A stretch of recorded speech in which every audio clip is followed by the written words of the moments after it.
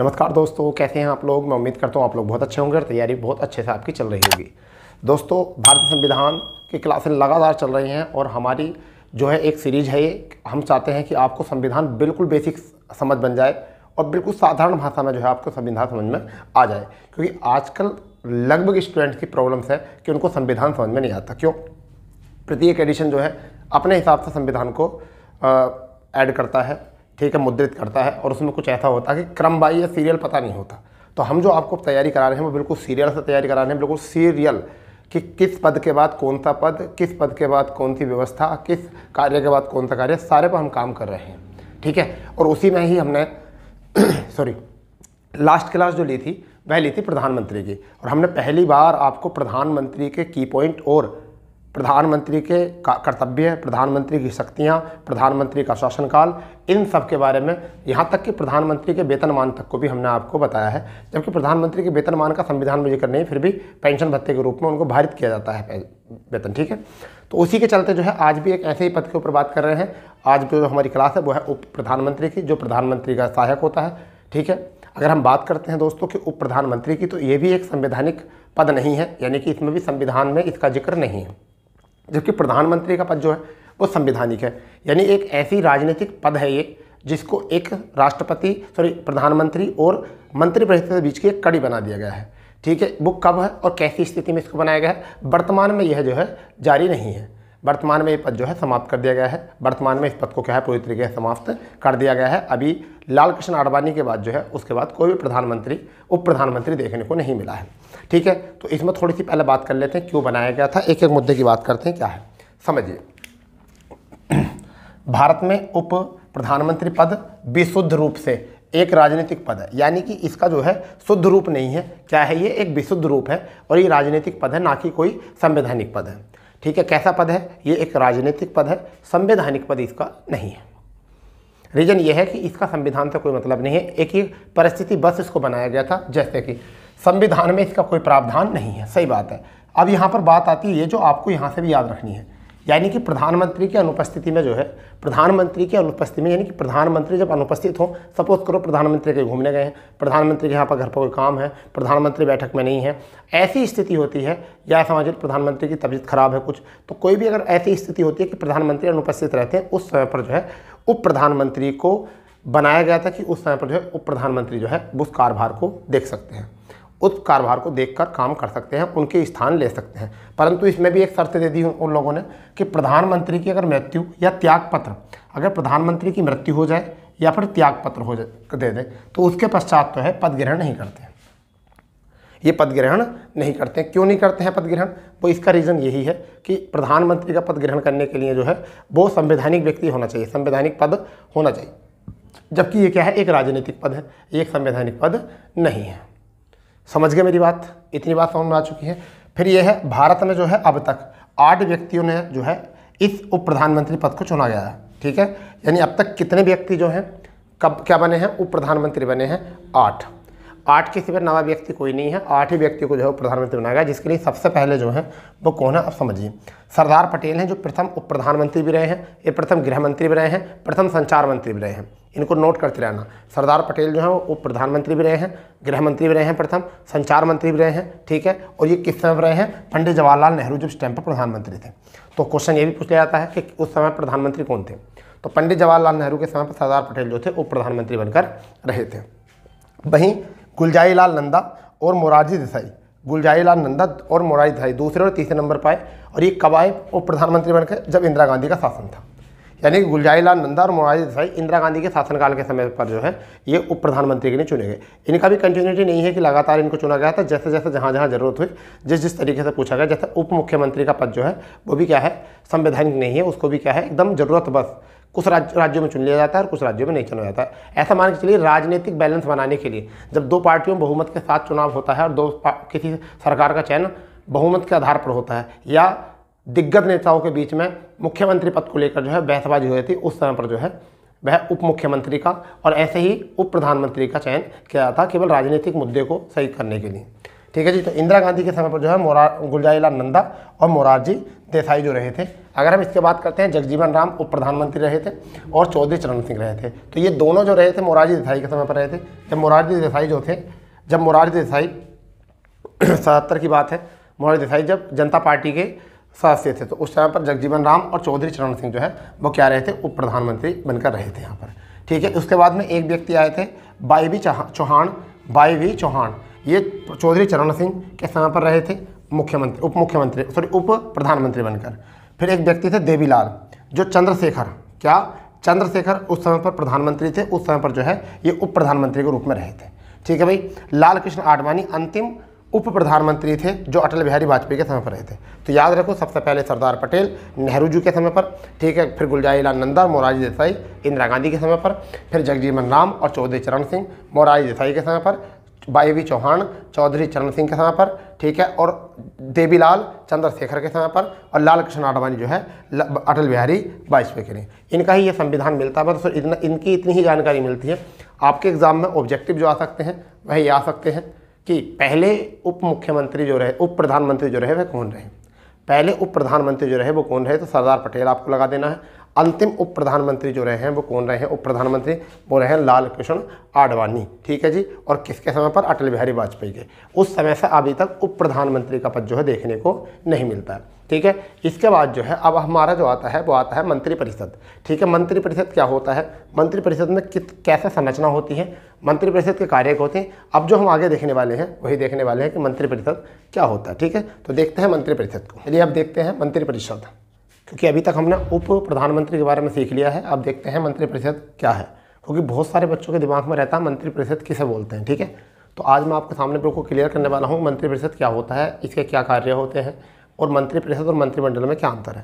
तो देखिए, आपने कभी सुना होगा, आपने कभी एग्जाम में देखा होगा कि एक क्वेश्चन यहाँ से आता है कि राष्ट्रपति की सलाह के लिए किस आर्टिकल के अंतर्गत एक मंत्रिपरिषद होगी। तो आपको याद रखना है आर्टिकल 74 के ए के अंतर्गत कहा गया है, उसमें ए प्रावधान है, आर्टिकल 74 के ए में प्रावधान है कि राष्ट्रपति की सहायता और सलाह के लिए एक मंत्रिपरिषद गठन होगा। और मंत्रिपरिषद में जो है उसका जो प्रमुख होगा, उसका तो प्रधान होगा, मंत्रिपरिषद का जो प्रमुख होगा, प्रधान जो होगा वो कौन बनेगा, प्रधानमंत्री बनेगा। ठीक है जी। अब प्रधानमंत्री की नियुक्ति कौन करता है, पहला राष्ट्रपति करता है प्रधानमंत्री की नियुक्ति। और वो नियुक्ति किसकी करता है, जो बहुमत दल का नेता होता है। वह राज्यसभा का भी हो सकता है, वह लोकसभा का भी हो सकता है, और वह राज्य और लोकसभा के बाहर का भी हो सकता है, बशर्ते उसे 6 माह के अंदर संसद का सदस्य बनना होगा। बनना होगा। ये बात आपको माइंड में रखनी है। इसी प्रकार से क्या होता है कि जब राष्ट्रपति प्रधानमंत्री की नियुक्ति कर देता है, तब राष्ट्रपति की सहायता से प्रधानमंत्री सभी सदस्यों को जो है नियुक्त करता है। परंतु प्रधानमंत्री क्या होता है कि प्रधानमंत्री उन सभी सदस्यों को, संसद के जो कैबिनेट मंत्री होते हैं, राज्य मंत्री होते हैं, उप मंत्री होते हैं, उनको उनके विभाग आवंटित कराता है। ठीक है। और ऐसा किसी व्यक्ति को मंत्री बना सकता है जो लोकसभा का सदस्य होगा या आपका राज्य विधानसभा का, इस तरीके से। अब देखिए क्या है, यहाँ पर एक सुधार हो सकता है आपका। एक मैं बताता हूँ, यहाँ कैबिनेट स्तर 3 स्तर के मंत्री होते हैं। मैं आपको बता देता हूँ, यहाँ पर एक 91वां संविधान संशोधन हुआ था, 91वां संविधान संशोधन 2003 में हुआ था। उसमें ये कहा था कि मंत्रिपरिषद में मंत्रियों की संख्या होगी वो कुल का जो होगी वो कितना होगी, 15% होगी। वो राज्य में, विधानसभा में और केंद्र में, लोकसभा में, उनकी कुल संख्या कितने प्रतिशत होगी, 15%। इससे ज़्यादा नहीं हो सकती। जबकि न्यूनतम संख्या 12 से कम नहीं हो सकती। परंतु दिल्ली के लिए अलग विशेष प्रावधान किया गया और उसमें कहा गया दिल्ली की जो संख्या होगी कैबिनेट की वो कितनी होगी, 7 होगी, यानी कि वहाँ का 10%।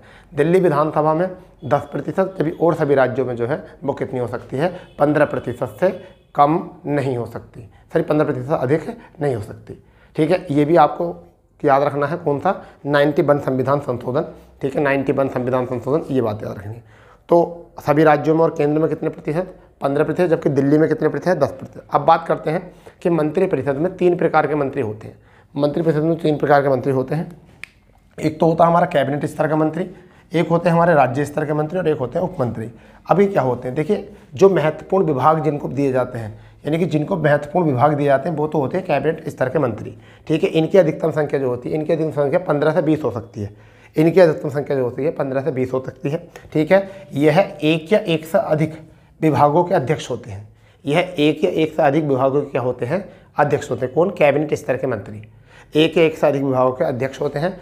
इन्हीं के महत्वपूर्ण निर्णय लिए जाते हैं, इन्हीं के द्वारा क्या होता है, महत्वपूर्ण निर्णय लिए जाते हैं और ये परिषद का शीर्ष होते हैं। ये क्या होते हैं? परिषद का शीर्ष होते हैं। तो एक बार समझ लीजिए, क्या महत्वपूर्ण विभागों के अध्यक्ष होते हैं ये एक या एक से अधिक विभागों के अध्यक्ष होते हैं, यानी एक ही मंत्री जो है वो कई विभागों का अध्यक्ष हो सकता है। महत्वपूर्ण निर्णय यही लेते हैं, यानी कि क्या लेते हैं, महत्वपूर्ण निर्णय सप्ताह में एक बार इनकी बैठक जरूर होती है। नीति निर्माताओं की संज्ञा में इनको ही गिना जाता है। ठीक है भाई। अगर बात करते हैं परिषद के शीर्ष, तो परिषद का शीर्ष यही होते हैं, परिषद का जो शीर्ष होते हैं वह यही मंत्री होते हैं। ठीक है। अगर राज्य मंत्री की बात करें तो राज्य मंत्री दो प्रकार के होते हैं। एक तो वह होते हैं जो स्वतंत्र अपने मंत्रालय का कार्यभार देखते हैं, स्वतंत्र जो होते हैं अपने मंत्रालय का कार्यभार देखते हैं, जबकि दूसरे जो होते हैं वह होते हैं जो कैबिनेट स्तर के अधीन के मंत्री के अधीन आकर कार्य करते हैं, यानी कैबिनेट स्तर के मंत्री के अधीन आकर जो है कार्य करते हैं। दूसरे प्रकार के मंत्री जो है वह होते हैं। समझ लीजिए आप अच्छे तरीके से क्वेश्चन को, इनको अच्छे तरीके से बात को समझ लीजिए, क्योंकि यदि आपने ये समझे नहीं है तो आप गड़बड़ में फंस सकते हो। यहाँ बहुत अच्छी गड़बड़ हो सकती है आपके लिए। क्या कहोगे, कैसा फंसे? तो यहाँ पर क्या होते हैं, दो प्रकार के होते हैं, तो स्वतंत्र होता है और एक होते हैं अधीन। स्वतंत्र वो होते हैं जो है अपने मंत्रालय का कार्यभार स्वतंत्र रूप से देखते हैं। अधीन वह होते हैं जो कैबिनेट मंत्री के स्तरों के अधीन रहकर काम करते हैं। मगर कई बार जब ऐसा होता है बैठक में इनके मंत्रालय के संबंध में अगर जब चर्चा होती है या विषय बनता है तो इनको मतगणना के समय, मतगणना मतलब चर्चा के समय इनको उपस्थित होना होता है। इनको मतगणना के समय क्या होना होता है, उपस्थित होना होता है। ये बात आपको याद होनी चाहिए। ठीक है भाई।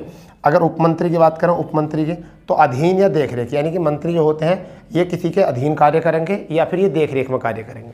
ठीक है। उपमंत्री का काम होता है कैबिनेट स्तर के मंत्री राज्य स्तर के मंत्री के अधीन काम करेंगे या फिर उनकी देखरेख में काम करेंगे। सीधी सी बात है, इनको सहायता और सहायता निष्पादन कार्यों को निष्पादन करने के लिए बनाया जाता है।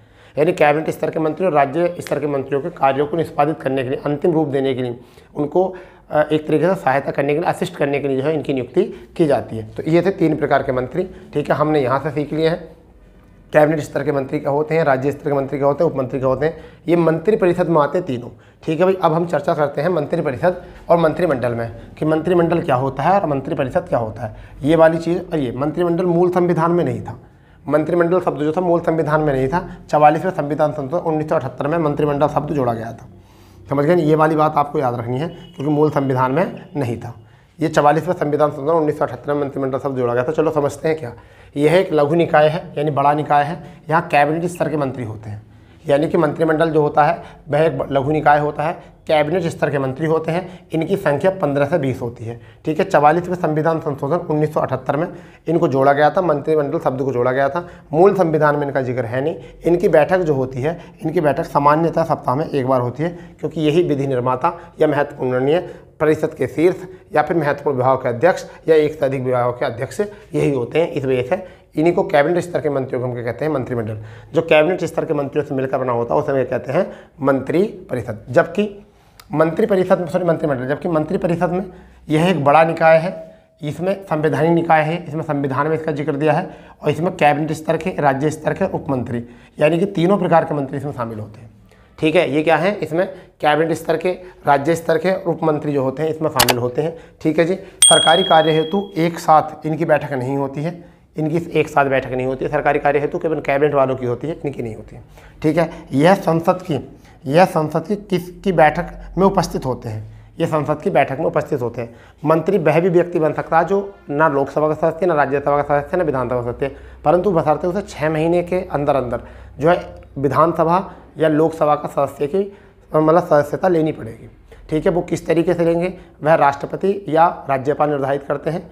राष्ट्रपति और राज्यपाल निर्धारित करते हैं कि किस तरीके से वह राज्यसभा या लोकसभा के, राज्यसभा और विधानसभा में विधान परिषद के सदस्यों की नागरिकता कैसे लेते हैं। क्योंकि राष्ट्रपति के हाथ में जो होता है, राष्ट्रपति के हाथ में 12 सदस्य जो होते हैं राज्यसभा के मनोनीत करने के लिए होते हैं, परंतु यहाँ पर मंत्रिमंडल जो पूरा टिका होता है वो किसके लिए होता है, लोकसभा के। यदि कोई व्यक्ति लोकसभा का सदस्य नहीं है, यदि कोई व्यक्ति लोकसभा का सदस्य नहीं है, ये क्वेश्चन आता है, यदि कोई व्यक्ति लोकसभा का सदस्य नहीं है तो वह कितने माह तक के लिए मंत्री बनकर रह सकता है, तो वह 6 माह के लिए मंत्री बनकर रह सकता है। उसके बाद जो है उसकी मंत्रिपरिषद से त्यागपत्र हो जाएगा।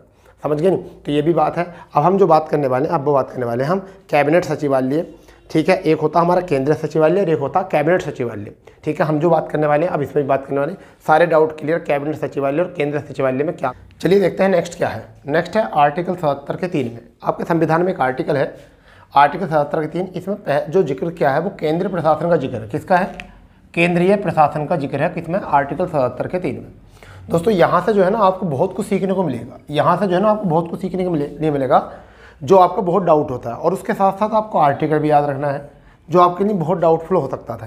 तो आर्टिकल 77 के 3 में केंद्रीय प्रशासन का जिक्र है, और इसमें कहा गया सरकार के कार्यों को निष्पादित करने के लिए, सरकार के कार्यों को निष्पादित करने के लिए एक केंद्रीय प्रशासन की जरूरत पड़ेगी। किसकी जरूरत पड़ेगी, केंद्रीय प्रशासन की जरूरत पड़ेगी, जो मंत्रालय तथा विभागों के रूप में काम करेंगे। क्या करेंगे, मंत्रालय और विभागों के रूप में काम करेंगे, और उसको सामूहिक नाम जो दिया गया, सामूहिक नाम जो दिया वो क्या नाम दिया गया, सचिवालय। और आप जब पढ़ते हो, जब भी आप देखते हो कहीं लिखा हुआ देखते हो, जैसे दिल्ली आप जाओगे तो वहाँ लिखेगा केंद्रीय सचिवालय, पर कहीं पर लिखा हुआ मिलेगा कैबिनेट सचिवालय। तो पहले आप इनको समझ लीजिए क्या होता है केंद्रीय सचिवालय और क्या होता है कैबिनेट सचिवालय। ऐसा होता है जितने भी कैंडिडेट्स तैयारी करते हैं एसएससी वगैरह की, उनका सबका एक सपना होता है सचिवालय में जाएंगे नौकरी लगे। कहाँ करेंगे, सचिवालय में। परंतु ये तो नहीं पता ना केंद्रीय सचिवालय में या कैबिनेट सचिवालय में, लोगों को पता नहीं होता।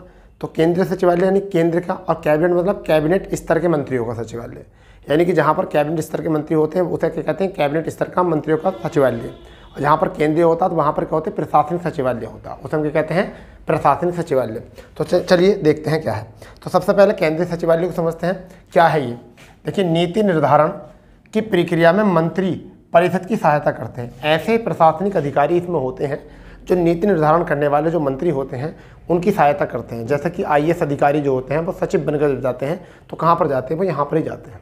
ठीक है, नीति निर्माता जो नीति बनाएंगे देश की, जो देश का कानून बनाएंगे, जो देश में नीति निर्माता काम कर रहे हैं, उनकी सहायता के लिए बने होते हैं, जिनको हम कहते हैं पीए है, पर्सनल असिस्टेंट है इनके। ठीक है, आगे हम बात करते हैं नेक्स्ट का काम क्या है, विधि विनिमय व नियम बनाने में सहायक होते हैं।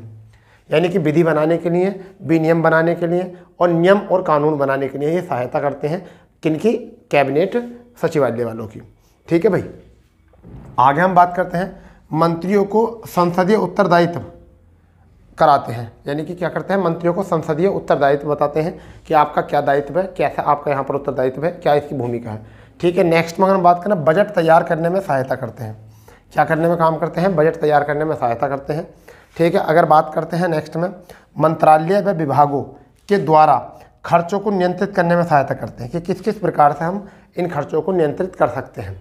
ठीक है, तो एक बार रिवाइज कर लेते हैं, इसको रिवाइज करते हैं कि केंद्रीय सचिवालय में क्या होता है, नीति निर्धारण प्रक्रिया में मंत्री परिषद की सहायता करते हैं। ठीक है, विधि विनिर्माण व नियम बनाने में सहायता करते हैं, मंत्रियों की संसदीय उत्तरदायित्व को बताते हैं, बजट तैयार करने को बताते हैं। ठीक है जी, मंत्रालय विभागों के द्वारा खर्चों को नियंत्रित करने में सहायता करते हैं। तो ये तो हुआ हमारा केंद्रीय सचिवालय। अगर हम बात करते हैं कैबिनेट सचिवालय की, तो मेरे दोस्तों कैबिनेट सचिवालय जो होता है वो केवल पीएम के निर्देश अनुसार चलता है। जिस तरीके से पीएम कहेंगे उसी के अनुसार चलेगा, यानी कि पीएम के निर्देश अनुसार चलता है कैबिनेट सचिवालय। ऐसा मान लीजिए सरकार यही होती है, यानी कि सरकारी कार्य जो होते हैं इसके अनुसार किए जाते हैं। यानी कि जैसे प्रधानमंत्री करेंगे ऐसे कहेंगे। ठीक है, वही वाली बात है, जैसे जीजा कहेंगे वैसे ही करेंगे। ठीक है, बंदर मूवी याद आ गई होगी, बंदर मूवी याद आ गई होगी, बंदर मूवी डायलॉग बोलते हैं। ऐसे यहाँ कैबिनेट मंत्री क्या कहेंगे कि जैसे प्रधानमंत्री जी करेंगे ऐसे ही हम चलेंगे, जैसे प्रधानमंत्री जी कहेंगे ऐसे हम करेंगे। ठीक है भाई, यहाँ पर नेक्स्ट में क्या है, विभिन्न मामलों को कैबिनेट के सामने प्रस्तुत करते हैं। ये जितने भी मंत्रालय मामले होते हैं उनको क्या है, कैबिनेट स्तर के मंत्रियों के सामने प्रस्तुत करते हैं।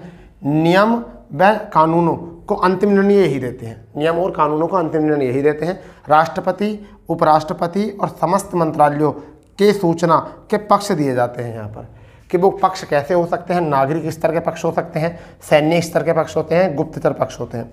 ठीक है भाई, नागरिकों की सिविल परेशानियाँ क्या हैं, नागरिकों की सिविल ज़रूरतें क्या हैं, उनके पक्ष क्या हैं, सैनिकों की क्या ज़रूरतें हैं, क्या नीड है, क्या आवश्यकता है, वो देखते हैं। गुप्तचर पक्ष में क्या क्या वहाँ पर गुप्तचर रूप से कार्य किए जा रहे हैं, ये सब किसके अंदर आता था, कैबिनेट। ऐसा मान के चलिए सरकार में कैबिनेट सचिवालय का जो है मुख्य योगदान रहता है। यहाँ पर आप नोट करके एक बात लिख लेना, कैबिनेट सचिवालय का जो अध्यक्ष होता है वो कैबिनेट सचिव होता है। समझे क्या होता है, कैबिनेट सचिवालय का जो अध्यक्ष होता है वो क्या होता है, कैबिनेट सचिव होता है, जो कि सिविल सेवा का वरिष्ठ अधिकारी होता है, वरिष्ठ सदस्य होता है। समझ के इतनी बात याद रखना। तो हम जो अभी पढ़ रहे हैं, हम पढ़ रहे हैं संघ की कार्यपालिका। संघ की कार्यपालिका में हमने पढ़ा है राष्ट्रपति, राष्ट्रपति के बाद में हमने पढ़ा उपराष्ट्रपति, उपराष्ट्रपति के बाद में हमने पढ़ा है प्रधानमंत्री, प्रधानमंत्री के बाद में हम पढ़ रहे हैं उप प्रधानमंत्री, उप प्रधानमंत्री के बाद में हमने पढ़ा है मंत्रिपरिषद, और मंत्रिपरिषद के बाद में पढ़ा मंत्रिमंडल, मंत्रिमंडल के बाद में केंद्रीय सचिवालय, और केंद्रीय सचिवालय के बाद में कैबिनेट सचिवालय हमने पढ़ा है।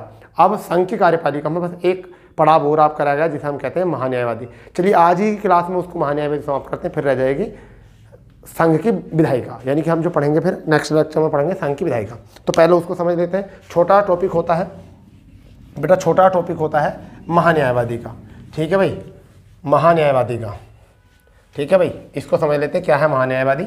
आप लोगों को बहुत अच्छे से आता होगा, आप टेंशन न लो, बिल्कुल भी टेंशन न लो। अभी करते हैं क्या है, बिल्कुल सारी कंडीशन देखते हैं और उसके बाद में आगे फैसला लेते हैं कैसे करना है हमको ये, ठीक है भाई। चलिए अगर हम बात करते हैं भारत का महान्यायवादी, भारत का महान्यायवादी, तो ये पहली बात तो ये है कि कैसा है, ये संवैधानिक पद है,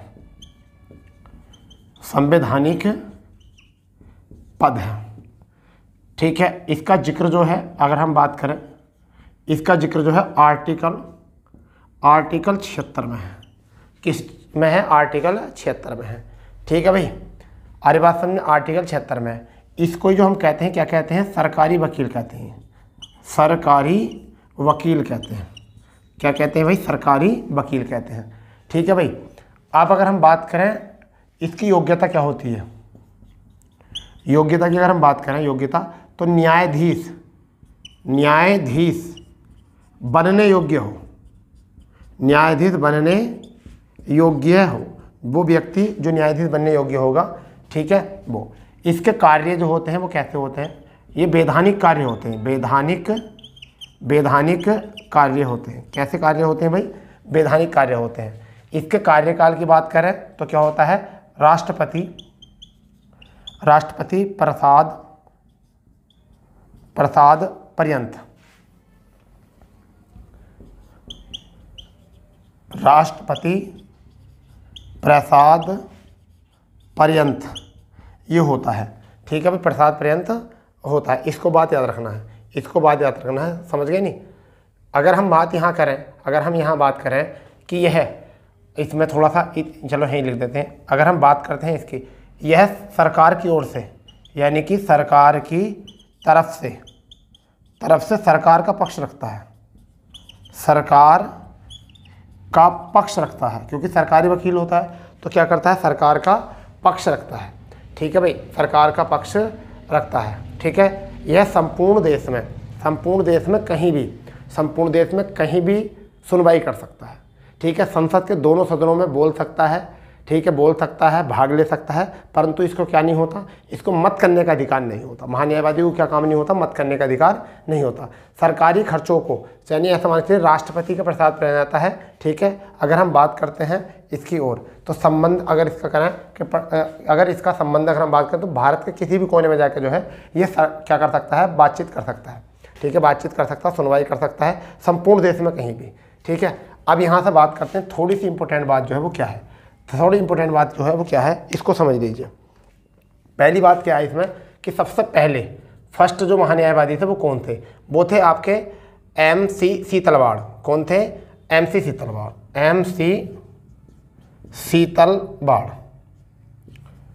MC सीतलवाड़ थे।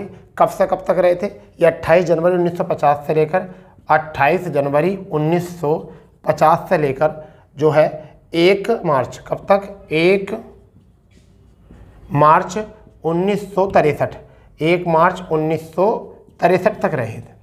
दूसरे नंबर पे याद रख लो CK दफ्तरी थे। कौन थे? CK दफ्तरी। 2